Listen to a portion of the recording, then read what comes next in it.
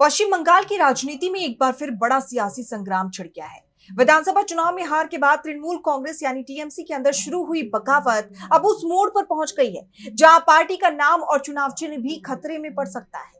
राज्यसभा की 3 सीटों पर होने वाले उपचुनाव ने इस विवाद को और गंभीर बना दिया है। जी हां, बंगाल में राज्यसभा की 3 सीटों पर 24 जुलाई को उपचुनाव होने हैं।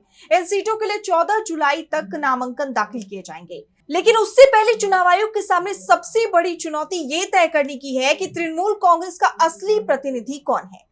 विधानसभा चुनाव में हार के बाद पार्टी में बगावत तेज हो गई है और अब टीएमसी 2 गुटों में बंट चुकी है। एक गुट का नेतृत्व मुख्यमंत्री ममता बनर्जी कर रही हैं, जबकि दूसरे गुट की कमान ऋतुव्रत बनर्जी के हाथ में है।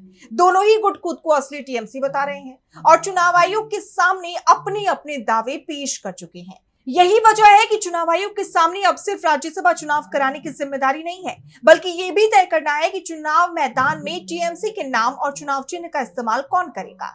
आपको बताते चले कि राज्यसभा चुनाव में एक महत्वपूर्ण दस्तावेज फॉर्म 22A होता है, जिसके जरिए पार्टी अपने अधिकृत एजेंट को नियुक्त करती है। अगर दोनों गुट अलग अलग फॉर्म जमा करते हैं तो चुनाव आयोग को मतदान से पहले फैसला लेना ही पड़ेगा कि किसका दावा वैध है। पूर्व मुख्य चुनाव आयुक्त एसवाई कुरैशी का मानना है कि मामला पार्टी के नाम और चुनाव चिन्ह को फ्रीज करने की दिशा में बढ़ सकता है।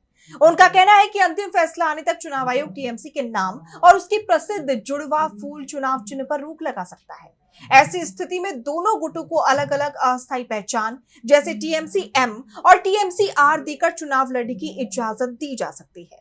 इस पूरे विवाद के बीच दोनों गुट लगातार एक दूसरे पर गंभीर आरोप भी लगा रहे हैं। ममता गुट का कहना है कि पार्टी का संगठन पूरी तरह वैध है, जबकि बाकी गुट इसे परिवारवाद की राजनीति बता रहा है। चुनाव आयोग के सामने टीएमसी का पक्ष रखते हुए वरिष्ठ सांसद कल्याण बनर्जी ने कहा कि पार्टी की राष्ट्रीय कार्य समिति और अन्य सभी संगठनात्मक समितियां संविधान के मुताबिक साल 2027 तक वैध है।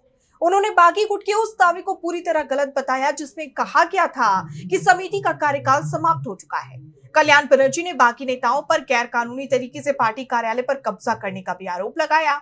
वहीं दूसरी ओर ऋतुव्रत बनर्जी ने दावा किया कि उनके साथ पार्टी के 2/3 से अधिक विधायक, कई पूर्व मंत्री, पार्षद और जिला परिषद सदस्य हैं। उन्होंने ममता बनर्जी गुट पर व्यक्ति पूजा और परिवारवाद की राजनीति करने का आरोप भी लगाया। बागी गुट के नेता अरूप राय का कहना है कि उन्होंने 22 जून की बैठक से जुड़े सभी दस्तावेज चुनाव आयोग को सौंप दिए हैं और उन्हें उम्मीद है कि आयोग उनके दावे पर निष्पक्ष फैसला करेगा। अगर चुनाव आयोग 14 जुलाई तक कोई अंतिम फैसला नहीं ले पाता तो स्थिति और भी जटिल हो सकती है।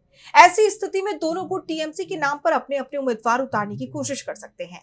तब रिटर्निंग अधिकारी एक या दोनों उम्मीदवारों के नामांकन पत्र खारिज कर सकते हैं। मामला अदालत तक भी पहुंच सकता है। राजनीतिक जानकार इस पूरे घटनाक्रम की तुलना साल 2022 में शिवसेना में हुई टूट से कर रहे हैं। तब भी चुनाव आयोग ने पहले पार्टी का चुनाव चिन्ह फ्रीज किया था और दोनों गुटों को अलग अलग अस्थायी नाम दे दिए थे। बाद में विस्तृत सुनवाई के बाद पार्टी का नाम और चुनाव चिन्ह एकनाथ शिंदे गुट को सौंप दिया गया था।